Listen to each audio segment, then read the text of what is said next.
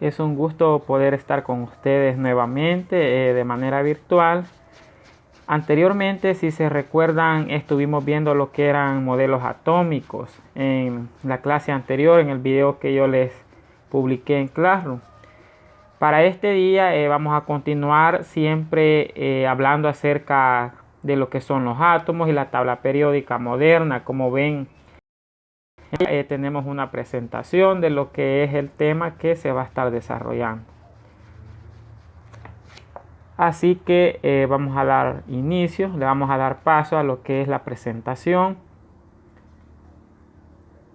Hay que recordar algunos puntos bastante importantes en el cual nosotros hemos establecido más que todo, diríamos, la relación que viene a tener el átomo y las diferentes representaciones que se han realizado a través de los diferentes científicos e investigadores. Principalmente hay algunos átomos que son destacados más que todo por la estructura que poseen en su representación gráfica. Uno de ellos, en el caso de Rutherford, en el caso de John Dalton, de Niels Bohr, quizás son de los que más son sobresalientes con respecto al comportamiento que tienen también tanto los protones, los electrones y los neutrones. Pero cabe mencionar que además de todos estos modelos que se han presentado, hoy en día nosotros manejamos más que todo lo que es el modelo atómico actual, ¿verdad? Que ya es aquel átomo que se encuentra desarrollado, que en su núcleo posee protones, posee neutrones y en los orbitales alrededor girando los electrones, ¿verdad? Cada uno, por supuesto, con sus elementos de carga. En el caso de los protones, que son elementos de carga positiva, en el caso de los electrones, elementos de carga negativa, y en el caso de los neutrones, que sabemos que no poseen ningún tipo de carga, ni positiva ni negativa, pero que por supuesto cuando viene a relacionarse entre átomos tiene la capacidad de poder adquirir algún tipo de carga, ya sea positiva o negativa. Y a la vez también ya hemos visto lo que son las partículas subatómicas, que son elementos que también están presentes dentro de lo que son los átomos. Ahí hemos mencionado, por ejemplo, lo que son los leptones, ¿verdad? Los hadrones, los neutrinos, que más que todo viene siendo una clasificación. Esto ustedes lo tienen en la página 154. Ahí pueden leer un poco más acerca de lo que son partículas subatómicas, que también ya hemos visto una presentación de esta, pero solo para mencionarlo, ¿verdad? Dentro de las partículas subatómicas, que más que todo viene siendo una pequeña división, ahí nosotros encontramos lo que son los leptones y los hadrones. Más que todo, estos son 6 diferentes tipos de leptones, que incluyen tanto electrones, muones, tauones, neutrinos, y en este caso, los hadrones, que tendrían, diríamos, una relación con los bariones, los mesones, los protones, los piones. Cada uno de ellos viene a realizar una función específica dentro de lo que es el átomo. Principalmente hay que recordar que las partículas subatómicas vienen a ser descubiertas a inicios de lo que es el siglo XIX. Y estos estudios acerca del átomo fueron asociados al químico y físico inglés. En este caso estamos hablando de John Dalton, el cual él en su modelo atómico sugería que cada elemento químico estaba compuesto por átomos del mismo tipo. Eso es lo que él planteaba de acuerdo a sus conocimientos y propios criterios e investigaciones que tenía en aquellos tiempos. Pero por supuesto esto fue gracias a experimentaciones que se hicieron en cuanto a la relación de la materia.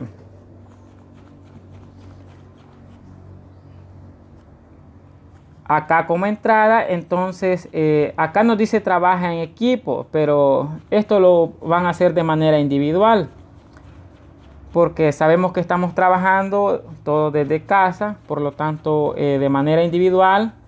van a tener que responder a estas dos interrogantes. Las vamos a comentar un poco. La primera nos dice cuál fue la importancia de haber descubierto los electrones. Principalmente hay que recordar que lo que son los electrones y los protones, ¿verdad? Y por supuesto la relación de los neutrones permite que pueda darse las diferentes manifestaciones de las cargas eléctricas, ya sean positivas o negativas, ¿verdad? Y que por supuesto estos flujos de energía puedan transferirse desde un punto hacia otro. Gracias por supuesto al conocimiento de lo que es el átomo, han crecido muchas de estas ramas, ¿verdad? Como es la electricidad, lo que es el electromagnetismo, entre otras, asociadas por supuesto a las cargas eléctricas. Entonces a partir de esto podemos nosotros valorar la importancia que tiene. Y la segunda interrogante que podemos ver acá en pantalla es, nos dice cómo crees que se descubrieron las partículas subatómicas. Hay que recordar que principalmente para poder descubrir las partículas subatómicas hubo en primera instancia conocimiento de lo que es el átomo como tal, ¿verdad? Y ahí es donde se derivan los diferentes modelos atómicos de John Dalton, de Niels Bohr, de John Thomson, de Rutherford, ¿verdad? Que son de los modelos atómicos más sobresalientes. Y todos estos modelos son los que han dado paso y lugar a originar el nuevo modelo atómico actual, ¿verdad? El cual ya es un átomo desarrollado con una estructura, con un núcleo y con sus tres componentes, tanto protones, neutrones en el núcleo y en los orbitales lo que son los electrones, girando alrededor del núcleo. Eso es lo que manejamos en cuanto al comportamiento de estas partículas subatómicas. Acá tenemos un poco acerca de la historia del descubrimiento de lo que es el electrón. Esto solo se lo voy a leer un poco y lo vamos a comentar. Nos dice que científicos descubrieron que se presentaban descargas eléctricas a través de tubos, a los que se les había extraído casi todo el aire.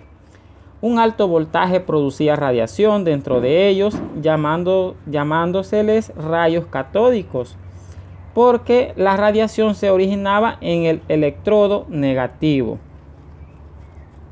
o cátodo. Los científicos plantearon que la radiación es una corriente de partículas con carga negativa, a las que actualmente se les denomina electrones, ¿verdad? Esos serían los primeros elementos o las primeras partículas subatómicas que ya tenían una base científica, y eso estuvo basado, por supuesto, a las experimentaciones que ya nos está presentando, en este caso acá, la lectura. ¿Qué sucede? Uno de los principales pioneros de estos conocimientos fue John Thomson, ¿verdad? Si nos basamos a su biografía, ¿qué sucede? En el caso de John Thomson, que fue un físico británico, ¿verdad? Hijo, en este caso, de un librero, nos dice. Estudió en Owens College, posteriormente en la Universidad de Manchester, y finalizó su formación académica en el Trinity College de Cambridge. Más que todo eso fueron los estudios que él habría establecido, ¿verdad?, para aquellos tiempos. Pero si queremos mencionar cuáles fueron sus aportes, ¿verdad? Acá tenemos algunos sobresalientes. En el caso de Thomson, que fue quien primero identificó partículas subatómicas y dio importantes conclusiones, ¿verdad? La primera sería en este caso que tuvo la relación entre la carga eléctrica y la masa del electrón.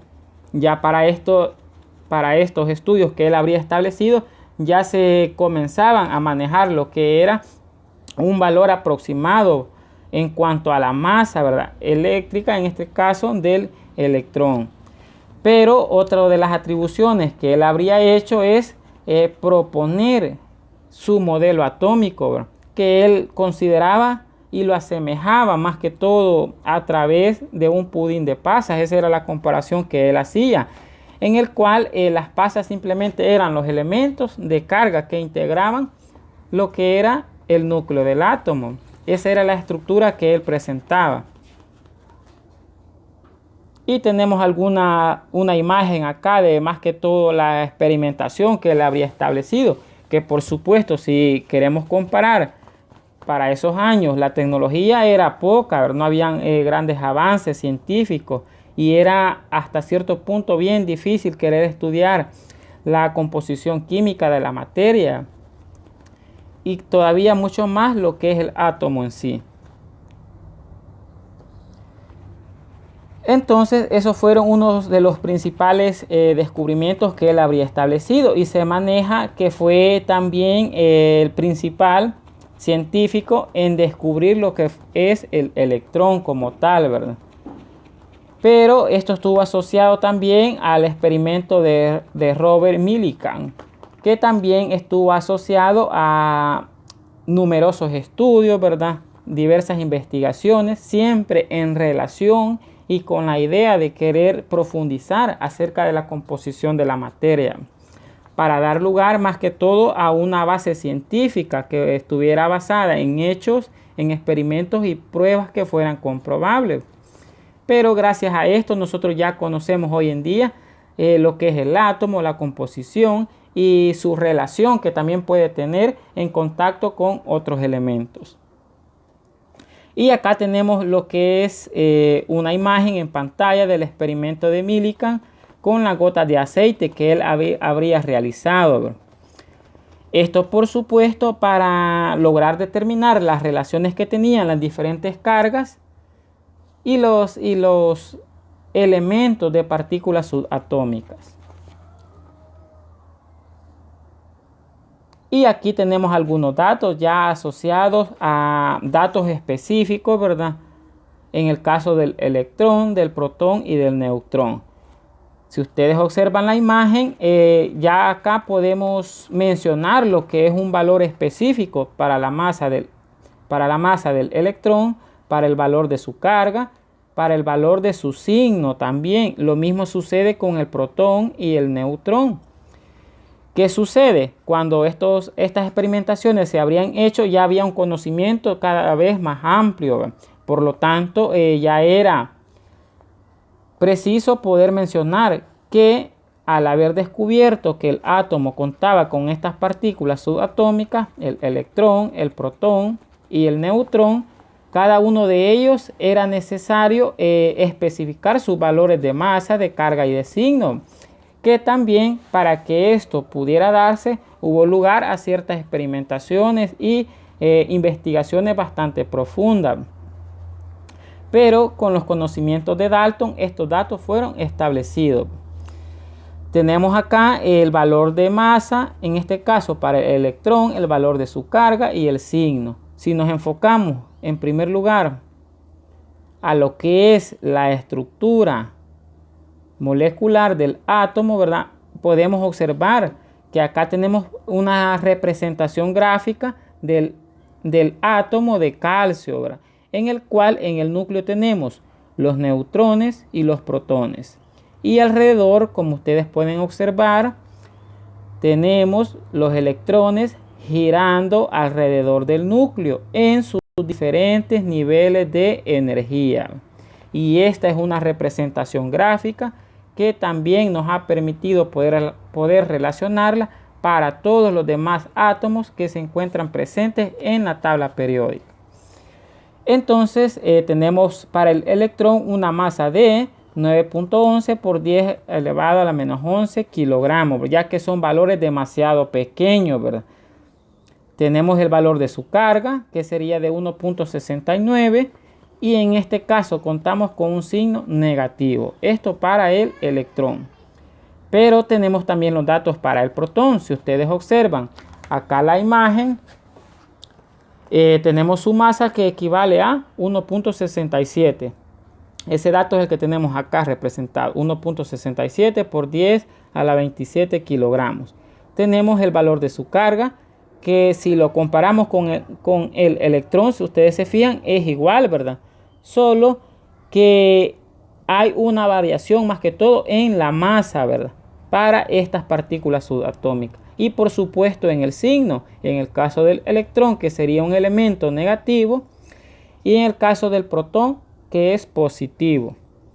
Si nos vamos ahora a lo que es el neutrón, nosotros podemos encontrar que este posee un valor de carga neutral, que no es positiva, tampoco negativa, pero que al relacionarse, por supuesto, con diferentes átomos, puede tomar un papel muy importante y convertirse en un protón, ¿verdad?, o un neutrón. Va a depender más que todo de la relación que esto tenga. Entonces ya acá también se podía mencionar lo que era una respectiva clasificación, ¿verdad?, de lo que eran los diferentes elementos, ¿verdad?, periódicos de la tabla. Ya comenzaban a manejarse por metales, ¿verdad?, por no metales, por gases, ¿verdad? Esas fueron las primeras clasificaciones. Y ya se manejaba lo que era también el concepto de ion, que son todos aquellos átomos de un mismo elemento que tienen la misma cantidad de protones, pero diferente cantidad de neutrones. Eso para definir en cuanto a los iones. Entonces, la importancia de esto nos dice acá que radica en forma iónica. Los elementos tienen la facilidad para enlazarse y formar compuestos más estables, considerando la ley de las cargas. ¿Cuál es la ley de las cargas? Aquella que nos establece que todos los elementos que tienen una relación del mismo signo se repelen, pero si es una relación de signos contrarios, habría una atracción de carga. Es decir, elementos positivos con positivo habría una repulsión y elementos negativos con positivo una atracción. Esas serían más que todo las relaciones en cuanto a estos puntos. Acá también mencionar, ¿verdad?, que tenemos a Benjamin Franklin, que también habría formulado esta ley del comportamiento de las cargas eléctricas. Lo que ya les he mencionado anteriormente, vean, cargas eléctricas con igual signo se repelen, cargas eléctricas con el mismo signo, con diferentes signos se atraen. Y esta es una representación que nosotros podemos agregar para este comportamiento. Tenemos acá la representación gráfica de signos iguales. Habría una fuerza de repulsión. Signos contrarios, una fuerza de atracción. Y ese es el comportamiento que van a tener los átomos, por supuesto, cuando se encuentren relacionados a diferentes sucesos químicos, ¿verdad?, asociados.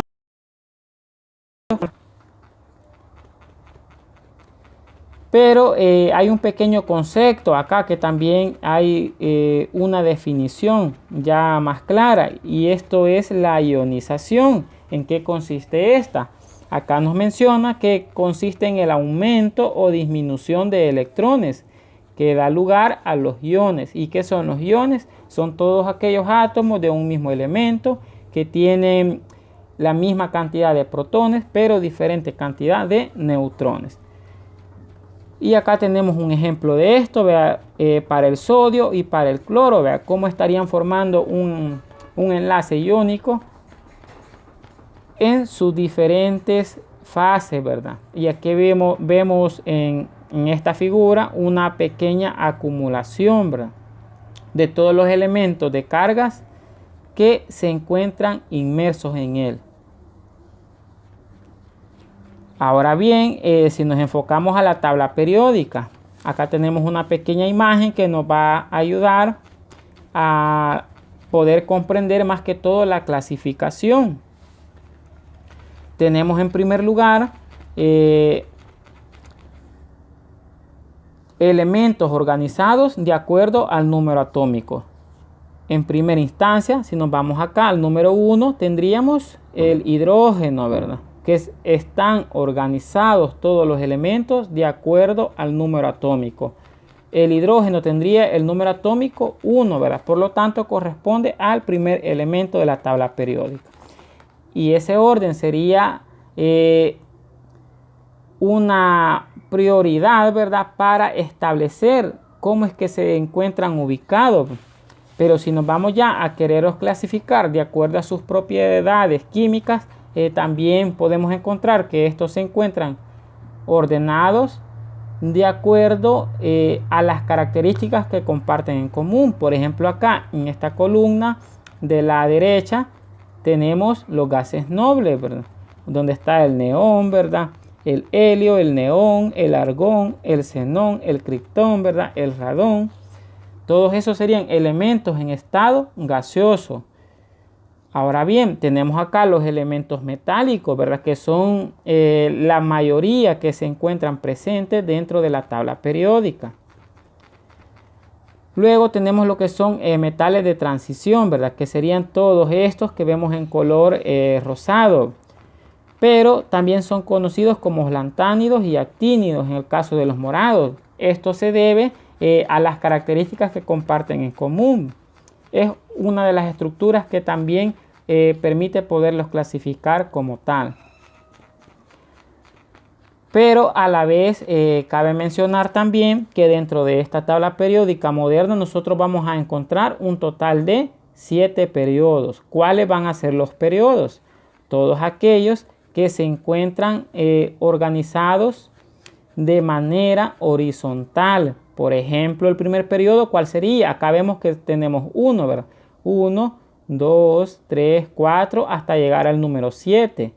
Estos son llamados periodos y se leen de manera horizontal. Por ejemplo, yo les puedo mencionar acá cuáles son los elementos del periodo 1.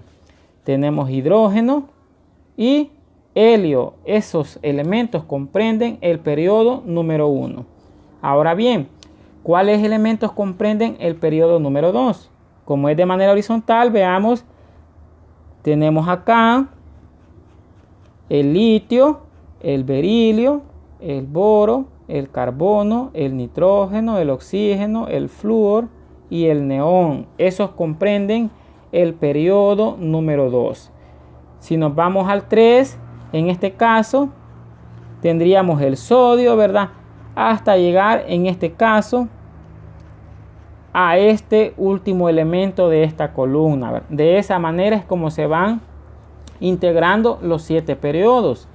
Pero también tenemos 18 grupos o también conocidos como familias. Grupos o familias. ¿Cuáles son esos? Acá arriba vemos unos numeritos. 1, 2, 3, 4, 5, 6, 7 hasta llegar al número 18. En el caso de los grupos o familias se integran de manera vertical. De manera vertical. Cada una de estas columnas comprendería un grupo o una familia hasta llegar a este número 18, donde tenemos el helio. En este caso tenemos el neón, ¿verdad? El argón, el criptón, el xenón, el radón, ¿verdad? Y así sucesivamente para todos los demás. Eso es una clasificación bastante generalizada, pero por supuesto cada elemento químico tiene su propio número atómico, tiene su masa atómica o peso atómico, tiene su configuración electrónica, tiene su símbolo y tiene su nombre. Esas son características ya de manera específica para cada uno de los elementos dentro de la tabla periódica.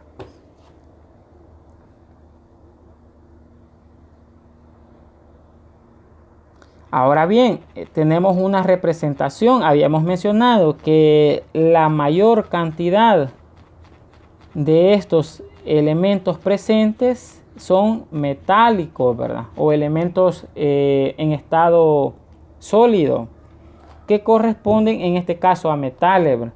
Solo que dentro de los metales podemos encontrar metales alcalinos, metales de transición, alcalinos térreos, ¿verdad? Esa sería una clasificación dentro de lo que son los metales. Entonces, acá, ¿qué sucede? Nos dice en la imagen, muestra la silueta de la tabla periódica, representando en los extremos izquierdo y derecho a los elementos del grupo A. En este caso tenemos acá elementos del grupo A. Acá están representados. Grupo A, solo que acá sería 1A y aquí sería 8A, si ustedes se fijan en números romanos, 1A y grupo 8A. Y nos dice, y al centro los elementos del grupo B, tomando en cuenta ¿Cuáles son los del centro? Todos estos que vemos acá, ¿verdad? Grupo B serían todos estos. Tomando en cuenta la clasificación de metales en color blanco nos dice y no metales color rojo. Si ustedes se fijan, como hemos mencionado ya, la mayor representación de elementos son metálicos, ¿verdad? Es una cantidad bastante grande. En el caso de los no metales, podríamos decir que son los más pequeños o los de menor número, ¿verdad? Ya que son los elementos en menor proporción. También nos dice lo siguiente en esta descripción: los elementos desde el grupo 1A hasta el grupo 8A reciben el nombre de elementos representativos. De 1, fíjense bien lo que nos dice, de 1A hasta 8A, es decir, desde acá hasta acá serían conocidos como elementos representativos. Y son aquellos en los cuales los últimos orbitales se llenan con electrones S o P. Y acá tenemos la clasificación de los no metales, ¿verdad? Que ya hemos mencionado que son todos estos elementos en color rojo, ¿verdad? Y nos aparece una pequeña actividad a realizar. Utiliza la tabla periódica, ubica los siguientes elementos dentro de acuerdo al grado metálico o no metálico. Por ejemplo, sodio, criptón. Esos serían los dos elementos que vamos a ubicar. En el caso del criptón, ¿verdad? Que sería un elemento no metálico, y el sodio que entraría en esta columna de acá. Serían como metálicos. Solo que hay que recordar que hay metales alcalíneos, metales como elementos representativos, ¿verdad? Y la otro punto nos dice: identifica a qué grupo pertenecen los siguientes elementos. Acá solo vamos a identificar a qué grupo del total de 18, ¿verdad? Por ejemplo, el magnesio, el carbono y el níquel, ¿verdad? Solo van a colocar a qué grupo pertenecen. Si pertenecen al número 8, solo colocan número 8. Si pertenece el carbono al número 6, por ejemplo, colocamos número 6. Pero para eso deben de revisarlo en la tabla periódica. Si no tienen una, por supuesto, pueden irse a internet. En la parte de imágenes pueden encontrar muchas de diferentes fuentes, ¿verdad? Así que pueden tomar una de esas. Y eso en cuanto a la tabla periódica, por supuesto, que teníamos algunos puntos que mencionar.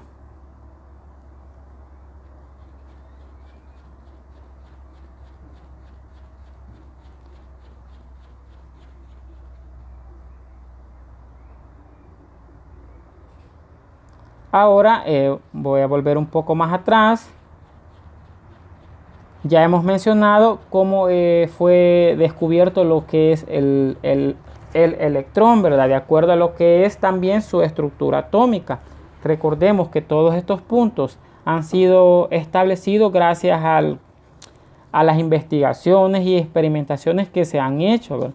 Pero hasta hoy en día nosotros podemos decir que todos estos modelos atómicos siguen vigentes porque, por supuesto, han tenido una incidencia muy importante en el campo de lo que es la ciencia, en el campo de la química.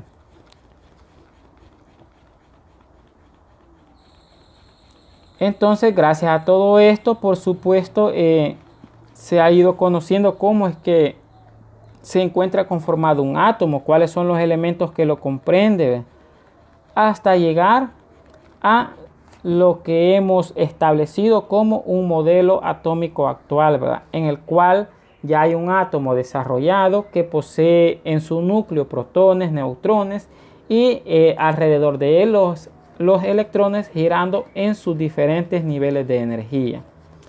Eso era más que todo lo que teníamos para este día, así que espero que tengan una idea más clara de lo que es el átomo, ¿verdad? De las características que éste tiene y por supuesto de las partículas que lo conforman. Por el momento nos quedaríamos hasta acá, nos veríamos hasta la próxima clase. Ha sido un gusto nuevamente poder estar con ustedes. Nos vemos entonces hasta la siguiente clase. Que tengan un feliz día. Bendiciones.